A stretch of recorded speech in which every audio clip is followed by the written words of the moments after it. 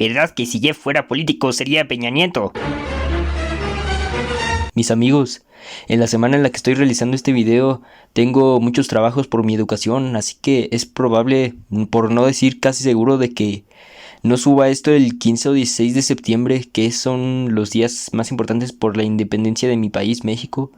Pero por lo menos espero subirlo entre el 15 o entre el 27 de septiembre, o por lo menos subirlo en este mes, porque este es el mes patrio para mi México. Así que ya dicho esta aclaración, ya empezamos con el video y ya leyendo la advertencia ya comencemos. Debido a que en estos momentos estamos en septiembre, el mes patrio para México, hoy les voy a contar la historia de mi país, junto con las curiosidades y también el por qué me caen mal los youtubers y usuarios de internet mexicanos. Así que vamos a empezar rápido porque el video muy probablemente quedará largo y me tomaría mucho tiempo.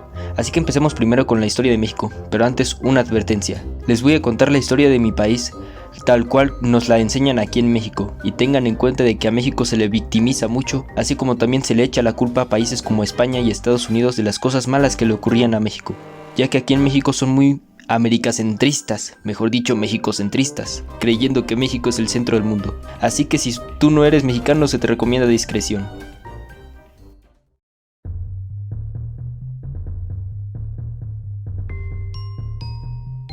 México divide su época prehispánica, claro está, después de la prehistoria, en tres periodos. Primero está el preclásico, del 2500 a.C.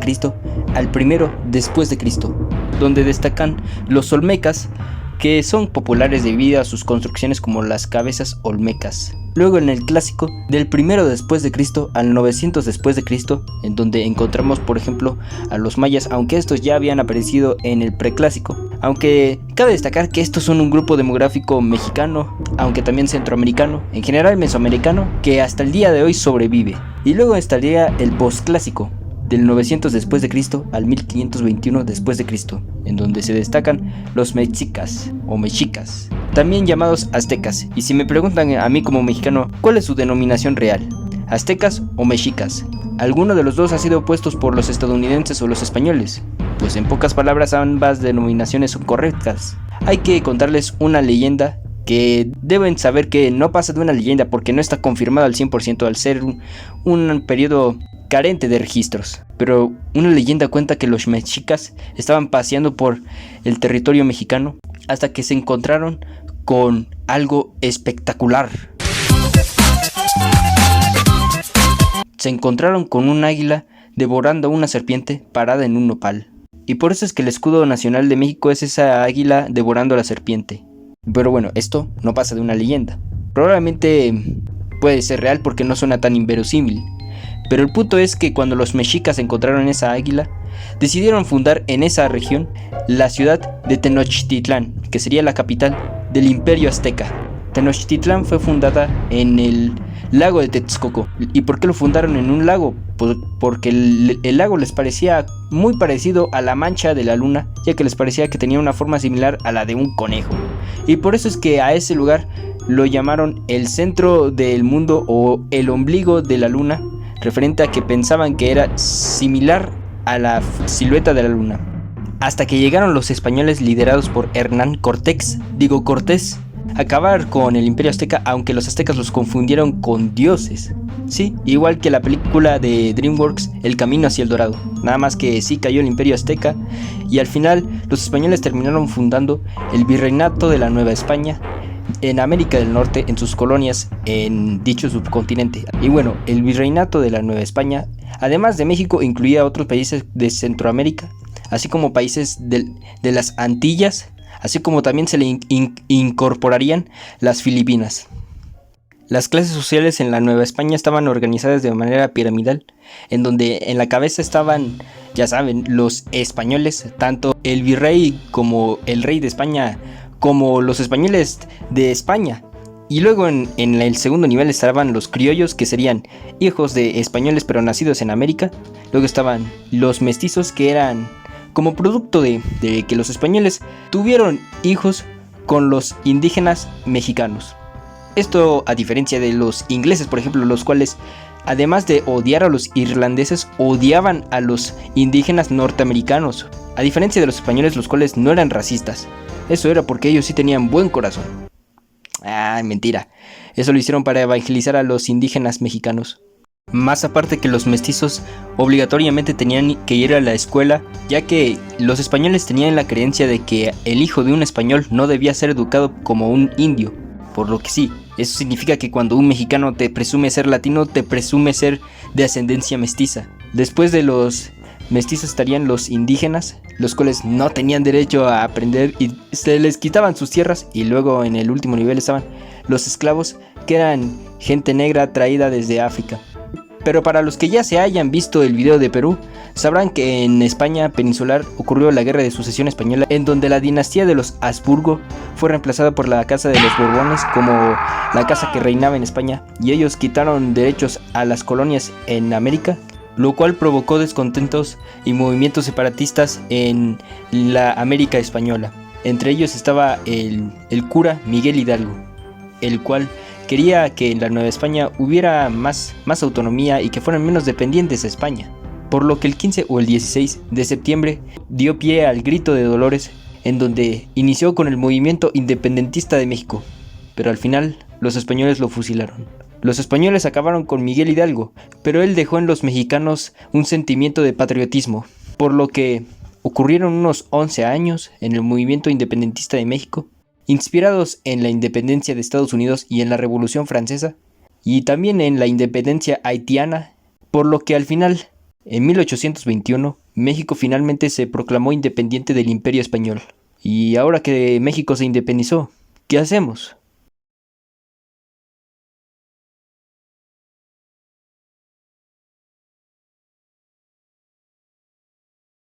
Probablemente sea el momento indicado para ponernos a pensar que si los españoles peninsulares hubieran dado más derechos ya de perdido a los criollos en la Nueva España, probablemente México no se hubiese independizado y sería hoy en día la Groenlandia de España, ya que México desde su independencia no ha experimentado un momento de verdadera paz, solo momentos en los que la violencia no fue tan común. Para empezar, México cuando se independizó se convirtió en el primer imperio mexicano. Ah, sí, cierto, creo que sería el momento ya perfecto para decir de dónde viene el nombre de México. El nombre de México, en el vocablo náhuatl, que era el idioma que hablaban los aztecas, significa el ombligo de la luna, ya que recordemos que ellos fundaron Tenochtitlán en el lago de Texcoco, ya que creían que el lago de Texcoco era un reflejo de la mancha que se veía en la luna. Por lo tanto lo llamaron como el ombligo de la luna, o se traduce mejor como el centro de la luna, ya que querían seguir un ejemplo similar al de España, es decir que habría un emperador como la cabeza de estado, una monarquía absoluta en pocas palabras. Pero luego llegaron los mexicanos y dijeron, no, mejor vamos a ser república, pero no cualquier tipo de república, sino una república similar a Estados Unidos, es decir, una república federal en la que cada estado tendría sus propias leyes, pero en teoría formarían parte de un solo país. Lo malo es que perdimos Centroamérica, desde Guatemala hasta Costa Rica, y esto sería nada más el principio de lo que sería nuestra pérdida de más territorio. Hubieron una inmigración de estadounidenses hacia México, y estos emigraron hacia México para buscar una mejor calidad de vida y conseguir algún trabajo. Al final lo que encontraron fue bastante desigualdad social, por lo que les entró un sentimiento separatista, así dando pie a la independencia de la República de Texas. Por cierto, se pronuncia Texas, no Texas. Estados Unidos reconoció su independencia, pero México se negó a reconocer su independencia, pero al final la tuvieron que reconocer. Y este no sería el único movimiento separatista de México, ya que hubieron otros movimientos separatistas en México, como la República de Río Grande, la República de Sonora, la República de Baja California, la República de Yucatán, o el hecho de que México se haya anexado el estado de Chiapas. Después de eso vendría la primera intervención francesa, ya que unos mexicanos se fueron a Francia a comer unos pasteles ahí, pero no les pagaron, así que los franceses se ardieron como no tienen ni idea y fueron a invadir México pidiendo que les pagaran los pasteles, provocando así la guerra de los pasteles, y pues ya, le tuvieron que pagar los pasteles y así se acabó. Luego de eso Texas pidió más territorio, pero al final Estados Unidos terminó anexando la República de Texas y al final para resolver los problemas. El presidente Santa Anna le terminó cediendo la mitad, o si no es que más de la mitad del territorio mexicano a Estados Unidos, los estados de Arizona, Nuevo México, Nevada y California, lo cual es visto como una gran humillación por parte de los mexicanos. Pero para ser optimistas, con o sin esos territorios, México no es un país pequeño. Siguiendo con la historia, hubo mucho descontento entre la población mexicana, y de hecho hubo una guerra entre mexicanos y estadounidenses. Fun fact: durante estos periodos fue de donde salió la palabra coloquial de gringos, ya que cuando los estadounidenses llamaban a los soldados, como los soldados tenían trajes verdes, ellos en su idioma inglés decían Green Gold, y ya saben lo analfabetas que son los mexicanos, por lo que cuando llegaban los estadounidenses, los mexicanos decían ahí vienen los gringos, y de ahí es como viene la palabra. Luego se extendió entre los hispanohablantes. Debido a los descontentos entre la población mexicana, llegó el presidente Benito Juárez, uno de los presidentes más queridos de México. Este era liberal, por lo que quiso separar la iglesia del Estado. Esto no le gustó a los conservadores, no querían perder sus privilegios, pero al final no pudieron hacer nada al respecto, por lo que Benito Juárez se pudo quedar con la presidencia. Pero luego los conservadores no se quisieron rendir, así que trajeron a Napoleón III, el que en ese entonces era el emperador de Francia, por lo que los franceses terminaron imponiendo el segundo imperio mexicano, poniendo al austriaco Maximiliano como el emperador. Dato curioso: Maximiliano también era de la casa de los Habsburgo, exactamente, los mismos que gobernaron España antes de la Guerra de Sucesión Española. El caso es que Benito Juárez no se rindió, quiso pedir ayuda a Estados Unidos, pero no pudieron porque estaban en la Guerra de Sucesión estadounidense entre los unionistas y los confederados. Pero al final Napoleón III se llevó sus tropas, pero al final terminaron perdiendo la guerra franco-prusiana. Y al final Benito Juárez logró hacerse fuerte, ya que los estadounidenses, ya cuando terminaron su guerra civil, les proporcionaron armas a Benito Juárez y a su ejército y derrotaron al segundo imperio mexicano y terminaron fusilando a Maximiliano. Pero luego Benito Juárez falleció. Elecciones después llegó Porfirio Díaz a la presidencia, uno de los presidentes más controversiales de México, comenzando así el periodo conocido como el Porfiriato. Porfirio Díaz, amado por unos, odiado por otros. Por efectos de este video lo vamos a dejar en una posición neutral, ya que incluso en la educación mexicana nunca se le ha tratado como un dictador, ni siquiera al Porfiriato se le ha llamado como una dictadura. Hay que reconocerle a este señor que ha hecho cosas buenas durante su carrera como presidente, pero también hay que señalar sus errores. Pero por si les interesa, tenemos una grabación de la voz de Porfirio. Chapultepec, agosto 15 de 1909. Señor Tomás A. Edison, Frey, estimado y buen amigo, me refiero a su grata 8 de julio. Yo también, como usted, recuerdo con placer el tiempo aquel en que tuve la satisfacción de conocerle y conocer sus atrevidos experimentos. Empecemos con lo bueno y lo más obvio. Gracias a él, México pudo progresar, ya que pudo progresar en cuanto a industrias y tecnología, a diferencia de la dinastía Qing, que se quedó atrasada tecnológicamente. Y también durante su gobierno bajó la criminalidad, eso es cierto. Pero ahora pasemos a lo malo. Lo malo es que había desigualdad social. Recuerden que les dije que había mucha industria. Pues los empleados eran literalmente esclavos, ya que nada más los ricos eran los beneficiados y los pobres solamente podían trabajar en esos trabajos, y a los indígenas se les quitaban sus tierras y sus alimentos. Los pobres no tenían buena paga. Ellos tenían que pedir prestado a las empresas en las que ellos mismos trabajaban, y por ende cada vez más se endeudaban. Y las deudas eran heredadas. Y sí, tal vez Porfirio Díaz, durante su gobierno la criminalidad bajó, pero seamos sinceros, en cualquier dictadura la criminalidad puede bajar, y eso es más que nada porque los únicos que van a robar a la gente serán los gobernantes. Y estos cambios provocaron que Porfirio Díaz fuera muy odiado, provocaron movimientos para que hubiera un cambio, pero eso era imposible. La situación llegó a tal grado que el gobierno de los Estados Unidos desconoció el gobierno de Porfirio Díaz. Como diría Porfirio Díaz: ¡ay, México! Tan lejos de Dios y tan cerca de Estados Unidos. Yo, como soy un genio, le voy a cambiar la frase: ¡ay, Norteamérica! los estadounidenses tan delicados y los mexicanos siempre hambrientos de sangre y violencia. Y así siguió el porfiriato, pero luego Porfirio Díaz dijo, ¿qué creen? Como que ya no me dan ganas de gobernar.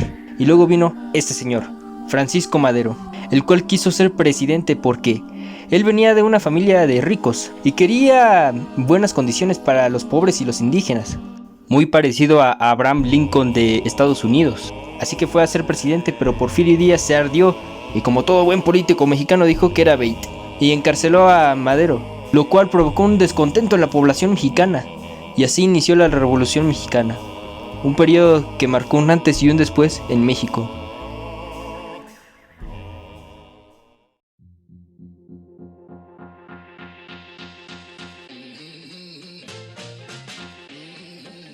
En 1910 empezó la Revolución Mexicana y en 1911 Porfirio Díaz dejó el poder y se fue para Europa. Pero la Revolución Mexicana no se detuvo ahí, ya que los mexicanos se mataron los unos a los otros para ver quién era el presidente, o de plano había algunos mexicanos que se mataban entre sí nada más por modas. México se había convertido en Brawl Stars en su máxima expresión. Es bien sabido que durante este periodo el Imperio Alemán le mandó un telegrama a México para que le declare la guerra a Estados Unidos para sabotearlos, pero los británicos interceptaron ese telegrama y el cual decía que si México le declaraba la guerra a Estados Unidos, Alemania les iba a ayudar a recuperar los territorios.